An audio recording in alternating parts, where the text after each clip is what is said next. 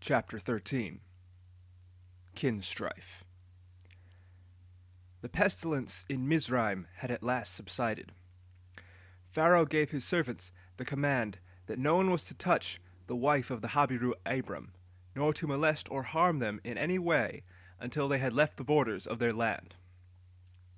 True to the Pharaoh's word, or perhaps because his pride had been hurt by Abram's deceit, and he wished to show himself the better prince, he delivered into Abram's hand all of what he had pledged to him over the past 3 months. They needed the additional servants of Mizraim to carry the gifts they received, for their own caravan was insufficient. Not only had Abram received such blessings, but Lot himself, back in civilization, was able to do well for himself on account of being Abram's nephew. Not only in goods, but also in his family as well. Ado had given birth to yet another daughter. In addition to all of this, Abram was introduced to the handmaiden Hajitra, whom the Pharaoh had given to Sarai as her personal servant. After she was dressed in a change of her usual clothes, Sarai presented the young woman to Abram. "This young woman," Sarai said, "was given to me by the Pharaoh to be my servant. I would like to teach her about the eternal God, as you have done to Eleazar." She gestured to the young woman, who bowed before Abram. "Her name in Mizraim was Hajitra, but I have given her the name of Hagar." "Rise, Hagar," Abram said to the young woman. "You are welcome to me and my house." "I am at my lord's and lady's service," said the young woman. The servants went about taking down their tents and readying for the long journey back to Canaan as soon as the word was given. Abram's older servants instructed the Mizrahi servants in their procedures and how they did things in the caravan while they took their journey, traveling north and eastward. Yet again, they would face the long and arduous journey through the unforgiving wilderness of the moon. As usual, they journeyed by day and camped every night. During the late evening hours, as things were starting to settle down for the night, Sarai would bring Hagar into her tent and tell her the story of the creation of the world, of Adam and Eve, Cain and Abel, Noah and the deluge, and the fall of the Tower of Babel, even as she has heard them from Abram. In addition to these, she would also elaborate on what she had witnessed firsthand in the life of her husband Abram, and how the Eternal had led his path from Ur to Paddan, and at last to Canaan. At certain points, Hagar would ask her questions about the stories that haven't ever occurred to her, Sarai. She would seek out Abram, but he was not in the tent with her or in the camp. When she asked Eleazar about his master's whereabouts, he told her that he was a bowshot away from the camp, gazing out silently into the west. Suddenly it began to fall into place. Ever since they had left Mizraim, he had been somewhat distant and grim. Not unloving or unkind, only detached. He often spent time by himself, at the head of the caravan, and would say few words to anyone. At night, when they made camp, he would disappear, and not be seen again until morning, when he would appear again in his own tent. Something seemed to be bothering him. So it was that, when they were about 3 days out of Mizraim, and deeply entangled in the wilderness, they made camp once again for the night. Hagar could not spend the night with her, for she had to visit the red tent, so named because the goat's hair that it was made of was dyed crimson. For in this tent the young women of breeding age would spend their time away from the others, while they bled every new moon, after the manner of women. With this time to herself, Sarai left the camp, and looked for Abram. She didn't have to go very far, for the footprints he had left in the sand were still somewhat visible, and she found her way after him relatively easily. "Abram?" she called out to him. It was the time of evening, when all masks and formality were cast aside, and the truth was revealed. No need for honorifics in such a time. He turned back towards the sound of her voice. "You shouldn't be out here alone so late," Abram replied. "It's dangerous for you in the desert." "Is it any less dangerous for you?" she asked. "No matter. We are not alone now, you and I. The eternal God leads us back to Canaan." "Does he?" Abram asked. "Why do you say such things?" she asked. "Do you doubt the eternal—" "No. Abram chuckled ruefully. I witnessed firsthand as he saved me from the fire of Nimrod. I shall never forget that for as long as I live. But, he stammered, losing his train of thought. Come, Abram, tell me what troubles you, she said. It's nothing, he replied. If it drives you out into the desert alone, it must be something indeed, Sarai stated. He still did not open himself to her. Come now, my love. I know not how it was in the house of Noah, far away in the north, but right now you are with me, your wife. If there is a matter that weighs heavily upon your heart, please share it with me. Who better to help you with such things than I? Abram sighed. Do you remember the day your father died? She frowned. Yes, I do. Do you know why he died? Abram asked. For adhering to the eternal God, Sarai replied. That is only half true, Abram began. He died because my father Terah was afraid. When I broke the Chaldim in the god house of my father, he told Nimrod of what I had done. I was brought before Nimrod, where I vindicated the Eternal and incurred the wrath of Nimrod. One of his advisors told him that my birth had foretold some great doom, and Nimrod asked my father why he hadn't given me up to the sword when I was a child. Abram turned his face to gaze out into the desert. My father lied to Nimrod. He told him that your father Haran had advised him to send me away and spare me from the sword. Sarai gasped. I can't believe that. It is true, Abram said. And now I have played the part of my father before the king of Mizraim. I lied to him by hiding that you are my wife. And so I almost lost you as Terah lost Haran. If evil begets evil for Nimrod, is it not the same for Abram? Sarai did not immediately answer, so shocked she was at this revelation. In that one moment she was silent, her mind going over all that she had thought and believed and experienced in the past 65 years of her life. But she did not dwell long on her own sorrow and thoughts, not when there was something that she could be doing right here and right now. She walked over to Abram and put her hand upon his bearded cheek. You are not evil, my love, Sarai said, and neither was your father Terah. You both stood in the presence of great kings and made in that moment decisions which you believed to be best. She sighed, keeping her hand fixed upon his cheek. Abram could feel that it trembled as she spoke her next words. I admit that I resented you for the death of my father, but now I have seen firsthand the terrible situation in which you and Terah found yourselves. I forgive you, my love. She leaned in and kissed him on the lips, and I ask that you forgive me as well. Abram smiled ruefully. There's nothing to forgive, my love. The fault was mine. He then groaned dismissively. Oh, I can't wait until we're back in Canaan. I have too much time on my hands out here to dwell in self-pity. The desert has a way of bringing out the worst in people. Or the best, Sarai replied. Abram leaned down and kissed Sarai on the lips, hidden as they were in the midst of the desert, in the silence of the darkness. The next day they packed up and continued their journey. By now, the desert journey was long underway. There would most certainly be no returning to Mizraim for any of the caravan. Sarai kept Hagar near her camel, and would give her a spare headscarf to wear to keep out the heat of the day. She had her own clothes from Mizraim, and a cloak to wrap about her shoulders, but no clothing comparable to the hardy, modest clothing that Sarai and Ado, her 3 daughters, and the women of the camp wore. Sarai decided that, if Hagar was visiting the red tent every evening, she would work on making proper robes for her as a gift. During their time in Mizraim, Abram had learned from them on the use of the muzzle. In places where they would be going, they would be strangers and sojourners, for, as they knew, the land of Canaan belonged to many other people, more than simply the Amorites and the Canaanites and the Jebusites.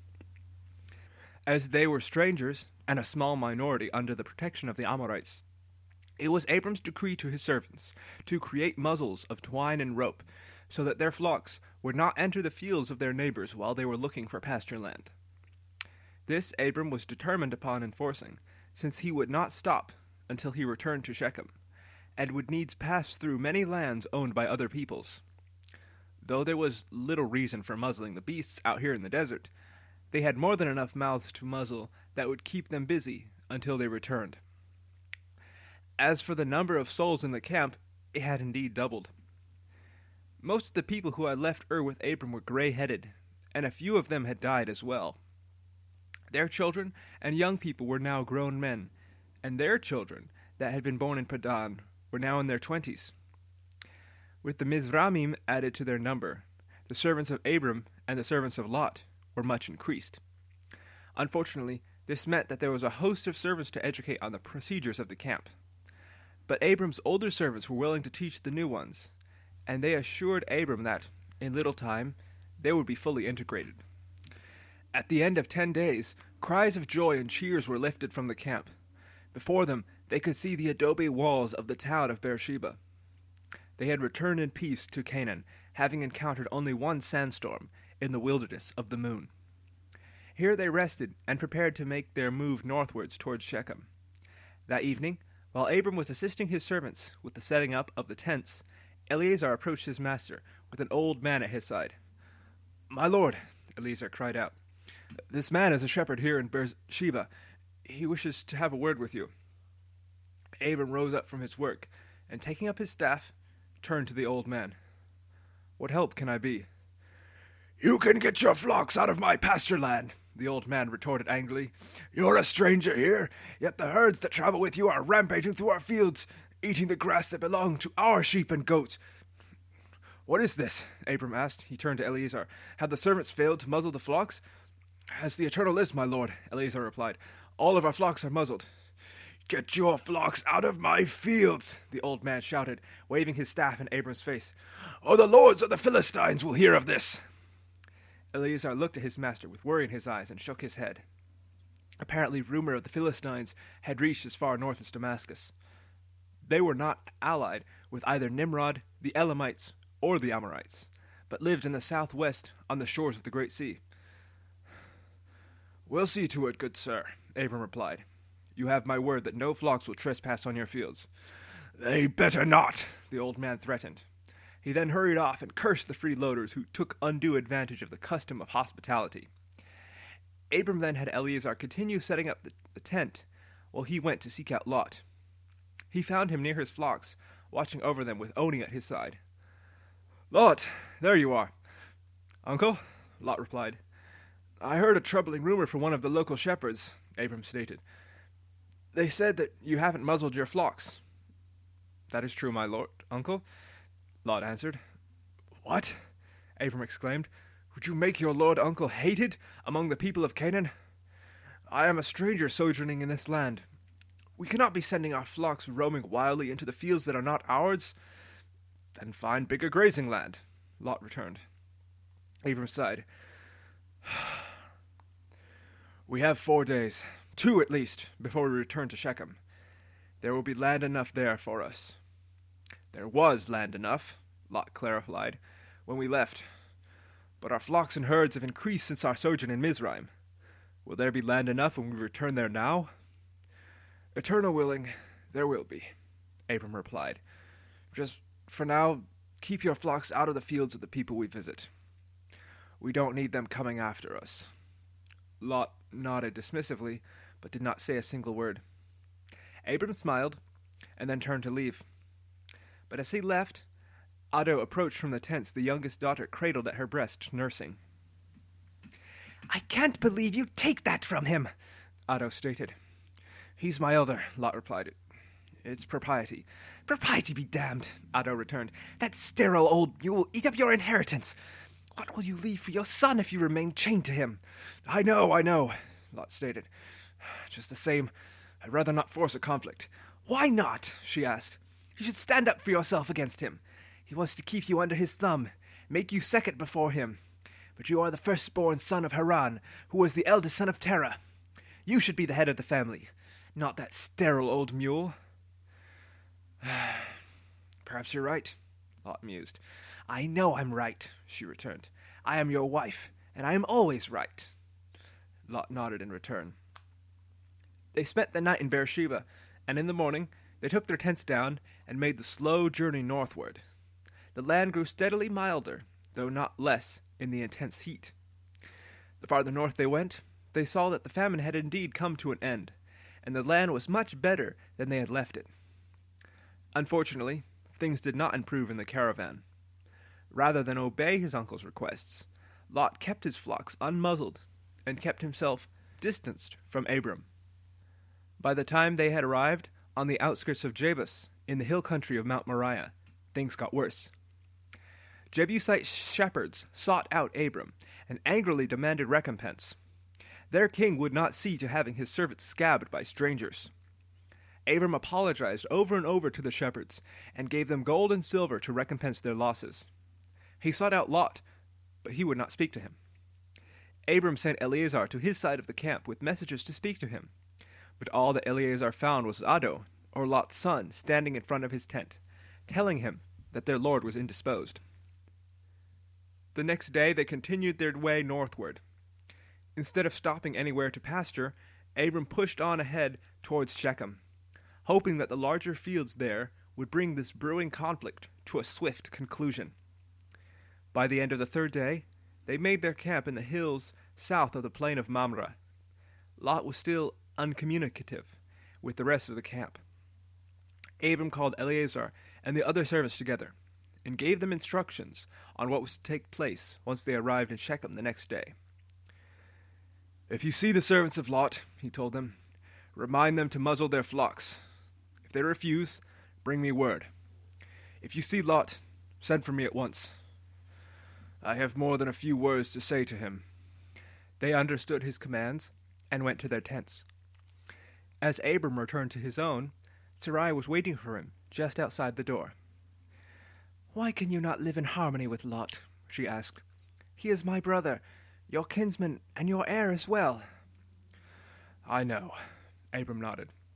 "But his endless antagonizing of the inhabitants has to stop. Does he seek to have them kill me so he can claim my flocks and goods as his inheritance?" "Don't talk that way about him, Abram," Sarai returned. "There's got to be a reasonable solution to all of this, one that doesn't involve violence." "What could that be?" Abram asked. "I don't know," Sarai shook her head. In the morning, the caravan packed up and headed out on the last leg of their journey, back to Shechem. When they arrived at the plain, things turned from bad to worse. The servants of Lot ushered their flocks towards the pasture land ahead of the servants of Abram, again without muzzles. Voices began to rise from the edge of the field. Suddenly there were cries, and the sound of blows landing. The two groups of shepherds lined against each other, staves raised, as if a melee was about to break out. Abram saw this from the camp, and made haste to the grazing field, his staff in hand, ready to get to the bottom of this latest altercation. "What is the meaning of this?" he demanded, as he joined the fray on the side of his servants. "They insulted you, master," Eleazar, who was among the servants on Abram's side, and sporting a bruise on his face, said. "And that's cause for blows?" Abram asked. "Are we not all kinsmen here? We need this land for our flocks." Oni, who was on the side of Lot's servants, spoke. "There isn't enough land for the both of us," another one of Lot's servants added. "This wouldn't have happened if you had let us graze where we wish," another one of Lot's servants shouted. "This land is not ours," one of Abram's servants retorted. "Did not the Eternal give this land to Abram as an inheritance?" someone asked from the midst of the crowd. At this point, Lot strode out from among his flocks, his staff in hand, and his face set in a grim scowl. "By that merit, this land is ours, and my flocks eat only what belongs to them." "Lot," Abram said to him, his voice softening, "son of Haran, my brother's son, wherefore have you behaved so to your kin, your flesh and blood?" "My flocks need to eat," Lot replied. "So do my flocks," Abram returned. "And why should your flocks eat before mine?" "My lord is the elder," Eleazar injected. "Silence, slave," Lot retorted. Why should the flocks of a sterile old mule eat up the land from my lord and his flocks? Oni asked. Say that again, Eleazar challenged. You heard me, Damasek. Will you let your servants behave so roughly, my son? Abram asked Lot. Don't play sympathies with me, uncle, Lot retorted. You parade yourself about as though you were more righteous than all the people of the world, yet I know your heart in this matter. Your self-righteousness towards me is only because you want to claim me as your heir, because you have no children of your own. Lot, please, Abram pleaded. No, I will not be silent, Lot retorted. This land can't hold us, and sooner or later you'll die with no heir. Your flocks are as good as mine, and I won't be held back by a sterile old mule. Abram strode out from the line of scrimmage, his staff in hand, and a furious look in his brown eyes as he glared down the shorter Lot. A hush fell upon both camps of the servants. Few of them had ever seen Abram in the fullness of his wrath, the kind that had smashed the house of the gods in his father's house. Most of them knew him as very even-tempered and slow to anger, and seeing him this way was a surprise to them. He swung his staff back as though he would strike Lot across his face, and Lot flinched at the coming blow. But he didn't swing back. In that moment, he realized what he was about to do, and slowly lowered his staff. Let there be no strife between you and me, I pray, Abram said. Are we not brethren, bound both in marriage and in blood? Shechem is not big enough to hold us all, Lot replied. Neither is Beersheba, nor Kiryat Arba. Our substance is too great for us to dwell together. Abram nodded. Yea, the land is not able to bear us all that we may dwell together. He then paused for a moment and looked down at the ground and then back up at the sky. He then turned back to Lot and bade him to follow him. Together they made their way toward Mount Gerizim, with Eleazar and Oni following them on behind. While they went their way, Eleazar caught up to his master. My lord, he said, how can you allow the hurtful words young master said to you? He called you a sterile old mule, as though he were no better than the Canaanite lords who mock you behind your back. I know, Abram nodded, but he is mistaken. How do you know so, master? Eleazar asked. He said that the Eternal promised me this land, so he had the right to pasture his flocks where he wished, Abram said. But that is not true. The Eternal promised me to give me this land to my descent, but this is not our land to freely use, not while the Perizzites and the Canaanites dwell in this land. But my lord, Eleazar said, coming in closer, he was right in one thing. You have no seed. How will the Eternal give this land to your seed if you have none? Abram sighed. We must have faith, Eleazar. He has been with us since Surely he will act in due time. They continued up the slopes of Mount Gerizim, and came to the summit thereof. Once they had reached the top, Abram beckoned for Lot to join him at his right-hand side. Abram then gestured northward, southward, eastward, and westward. Behold, he said, is not the whole land before you? If we cannot dwell together without coming to blows, and if the land is not large enough for us, then I pray that you separate yourself from me. Go forth and choose for yourself a place to dwell with your flocks and your household and your servants. Only keep yourself at a distance from my camp. If you go north, then I shall go south. And if you go south, then I shall go north. If you go west, then I shall go east. Or if you depart to the east, then I will go to the west. Lot looked this way and that, getting his bearings from where they stood. From the top of Mount Gerizim, they could see the Jordan River many miles to the east. To the north, the hilly country rolled on, rising higher and higher, until it mounted to snow-capped Mount Senir beyond Kinneret. To the south his eyes went, following the deep valley of the Jordan River, verdant and fecund. So beautiful it was that Lot wondered if, perhaps, the borders of the Garden of Eden had been on the edge of this land. But the words of Addo rang in his head, and he wished to continue rebelling against his uncle. If he wished to be a ragged wanderer sojourning from place to place whenever sources of water ran dry, that was his decision. but the 3 months in Mizraim had elicited in Lot's heart the longing for civilization, for the city life that he missed from Ur. Then his eyes fell upon the city of Bela, on the western side of the southern borders of the river Jordan, some leagues north of Jericho. He knew that Bela was one of the 5 great cities of the plain of Jordan, as the Jordan River Valley was called in those days. Following Bela, with the Wadi Shittim, the lowest part in all the world, on the left-hand side, one would at last find their way to the cities of Zeboim, Admah, and the last 2 cities, one roughly halfway down the Sea of Salt, and the other at its southwestern end. Sodom, in the south, and Gomorrah, southeast of Kiryat Arba.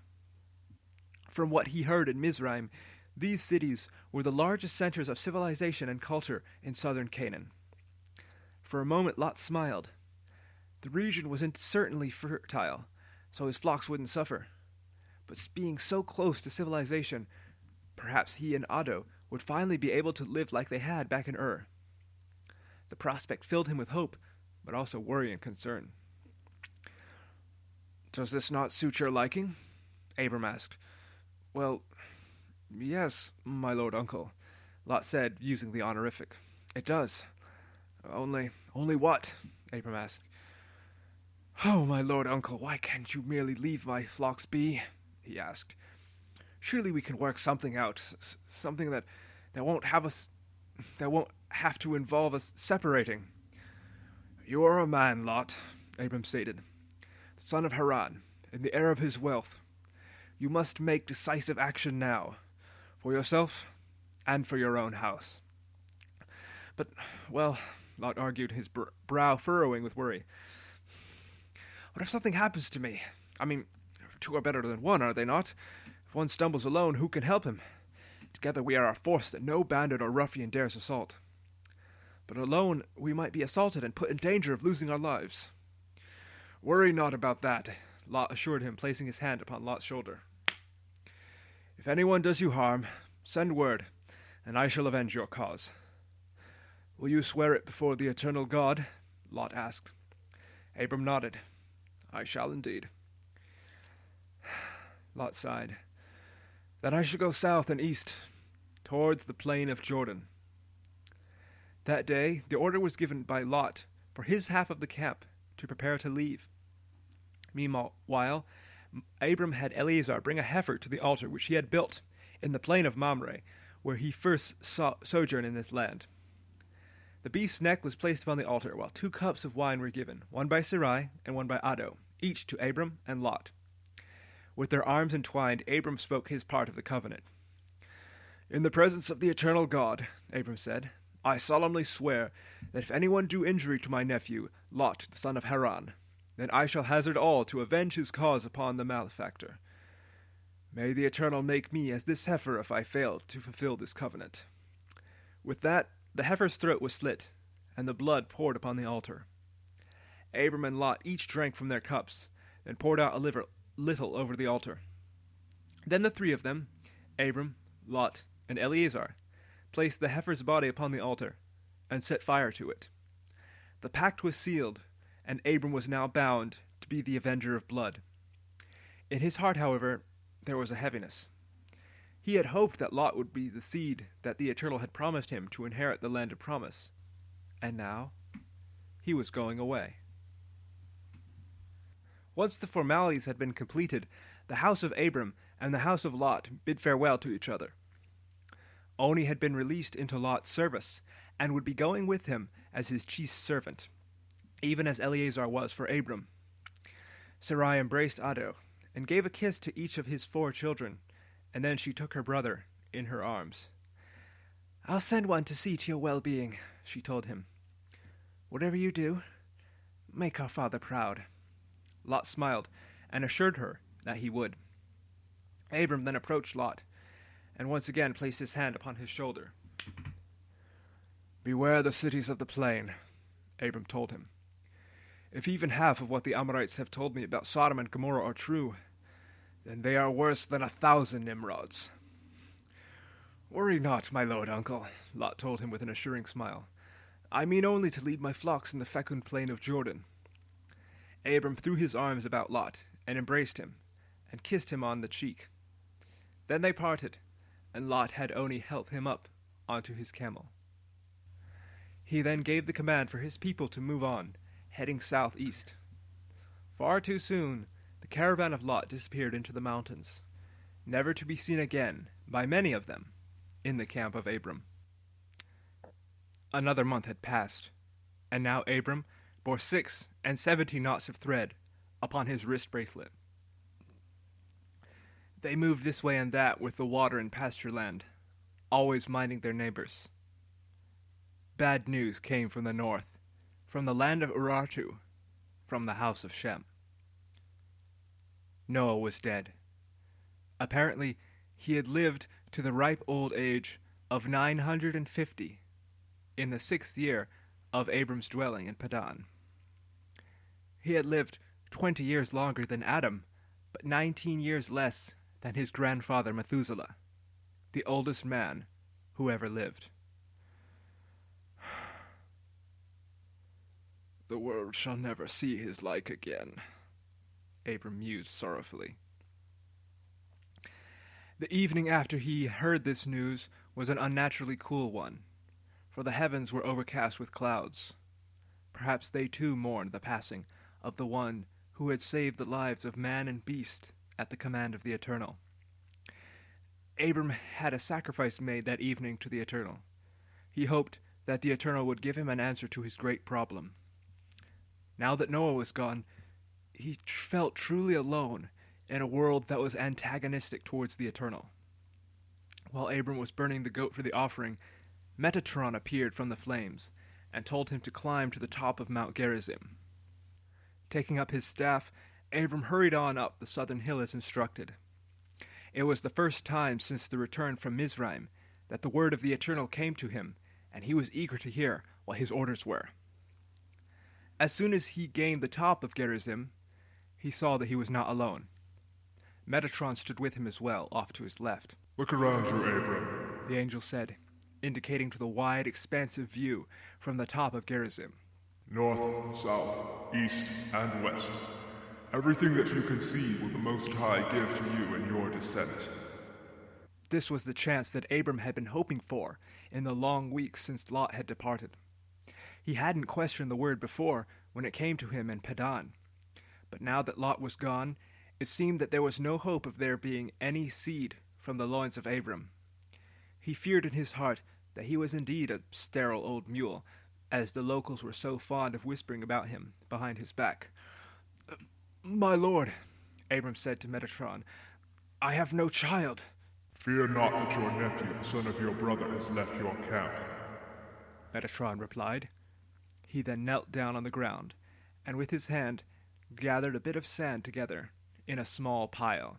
"Take up the sand in your hand, Abram." Abram leaned down, one hand upon his staff, and took the sand into his hand. He then rose up, his eyes shifting uncertainly between the angel and the little pile of sand.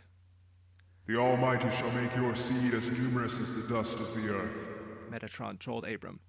"so much that if a man could number the dust of the earth, then shall thy seed also be numbered." "What must I do, then?" Abram asked. "Arise from this place," said Metatron, "and walk the length and breadth of this land. The Most High would have you become familiar with the land of your inheritance." So began a time of wandering, during which Abram and his caravan traveled the length and breadth of the land of Canaan, always keeping the plain of Jordan out of their paths. Wherever Abram went, he built an altar and sacrificed to the eternal God. So for the present, all seemed to be well with the son of Terah. The Eternal had not only forgiven him for forgetting him concerning the sojourn in Mizraim, but had also confirmed his promise to him. The story continues in chapter 14.